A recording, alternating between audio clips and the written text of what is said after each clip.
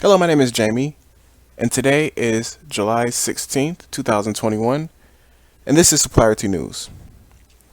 For today's small business news, we're going to be talking about Consumer Price Index and how it has risen to the highest level in 13 years, how loan approval rates have increased for small businesses, and then lastly, the Biden administration's new, 3.5 million or billion or trillion, geez, 3.5 trillion dollar plan that they're looking to pass that includes infrastructure, healthcare, and credits for education. Okay, let's go ahead and get started. Well, before we get started, I should say, as always, if you like the content we provide, make sure you subscribe to the channel, leave a comment, leave a like, and also share with other people you think may be interested in this content. I really appreciate all the follows over the past couple weeks. I think I've gotten like 10, which for this channel was really big. Appreciate it. Again, keep subscribing, and I'll be keep producing this type of content for small businesses. All right, let's go ahead and get started. So number one, as you can see, consumer price index hits highest level in 13 years. So what does that mean? Basically, to put it simply, we're seeing businesses, both big and small, I should start out by saying, are increasing their prices. So during the pandemic last year, basically because so many things were closed, a lot of companies, again both big and small, had to decrease their prices, right? And you saw this really big when it came to travel companies such as airlines as well as hotels, right? They really had to significantly drop their price in order to make it consumable for people to come and even consider staying at hotels or taking a flight. Now what we're seeing is because restrictions are ending in a lot of places, we're seeing these prices now go back to increasing, and small businesses are following suit. So that's really all that this is really saying. Because of the increase, it has hit a couple of, I guess, quote unquote, historic highs, if you will, over the past 10, 20 years. So as you can see, the CPI, which increased, was up 4.5% from June of last year, the biggest 12-month increase since the end of November 1991. And the small business increase, let's see where it says it's 1981. Here it is. So the NFIB showed that 47% of small business respondents said they raised prices in May, the most since 1981. So as you can see, over the past 40 or so years, we're seeing the highest increase. But when you consider that people had to significantly drop their price, it's not really a shock that we're seeing this. Regardless, with that being said, it does seem as if prices are becoming more in line with what we're used to, which is a good thing. That means that people are getting back out there. They're starting to travel more. This is actually really good news. Next up, as the economy recovers, loan approval rates increase for small businesses.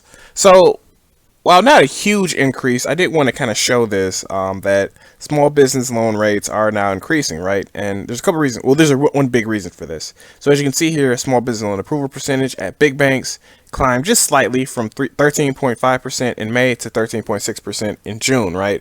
And then a little bit bigger of small banks, from 18.7% to 18.9%. That being said, this really shows you how hard it is to get a loan, right? Only 13% of companies that when you're applying actually get approved for loans. So really interesting to kind of note there. But the big piece that I wanted to talk about, and I may have skipped over it. I may have skipped over it. Basically, it's the PPP loans. As you are aware, the government released the PPP loans, and now that the PPP is over, now we're seeing banks taking it into their own hands in order to decide if they are going to approve companies for loans, right? So basically, most small businesses were going for the PPP loans over the past couple of months. Now that that's over, we're now seeing them go more so to banks, because they're seeing more banks moving towards more banks. And now that, as I just showed you, prices are increasing, financial situations are getting a little bit steadier, more banks are now okaying and processing these types of loans.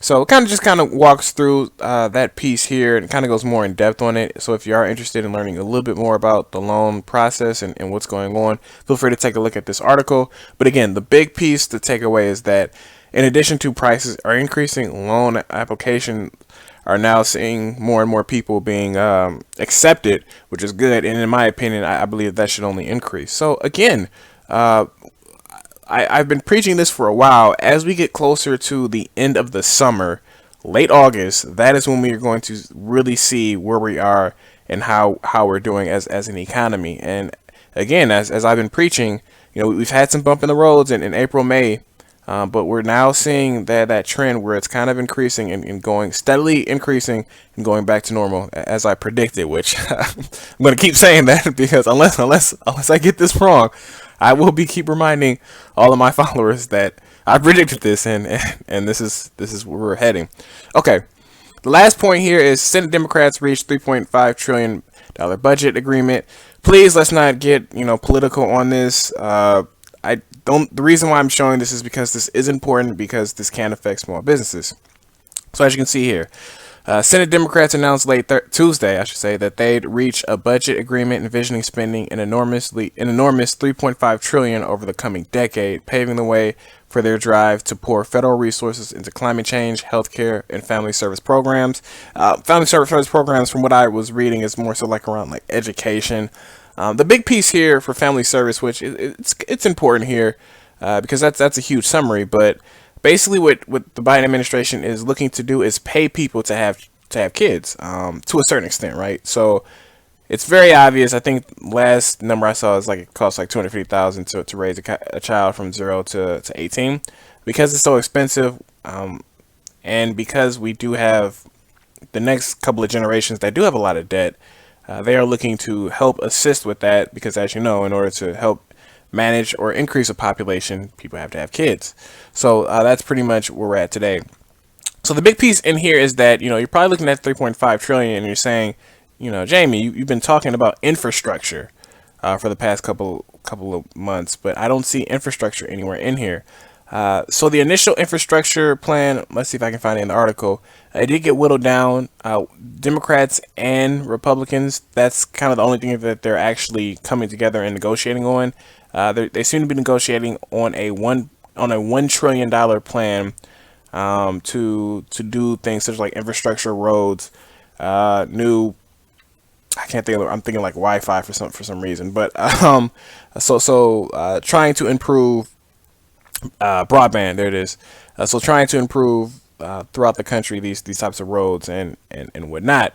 The Republicans had a very slimmer plan when it came to that. Democrats obviously had a more robust plan when it came to that. So now they're just negotiating on the pieces here. So a couple of things here. I'm not sure if I can find it. Sorry, this is a kind of a long article.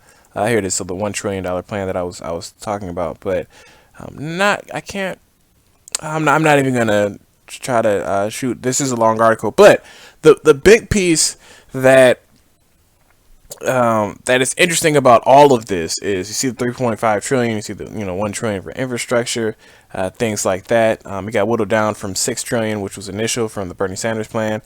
But the big piece and the big question that everybody keeps asking is, how are we going to pay for this?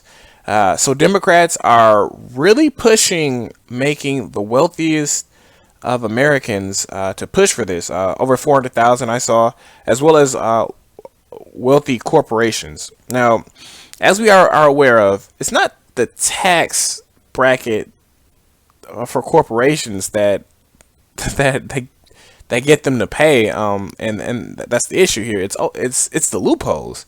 So the loopholes are really the piece that for decades and decades people have been saying, like, if you're trying to get corporations to pay or help support this, it's the loopholes that you got to close. So there's no indication they're going to be closing any loopholes. There's no indication on how they're going to get large corporations or the wealthiest people to pay for this. Obviously, Republicans are going to push back on that. But as of right now, this is the plan, but there has been little to no talk around how they're actually going to pay for this. So if you're a small business, especially a small business that's doing pretty well, over 500,000 or more, this may be something that you need to watch, because this may be something that may affect you over the next, as you can see, over the next decade. So definitely keep your eye on this. If you are a small business making, over $500,000, this may come into play over the next year or two. All right. With that being said, as always, thank you so much for tuning in and listening to what we have to say here at Supplyerty News. If you like the content, make sure you subscribe, leave a comment, like the video, and also share with other people you think may be interested in this content. Thank you so much for your time, and have a great day.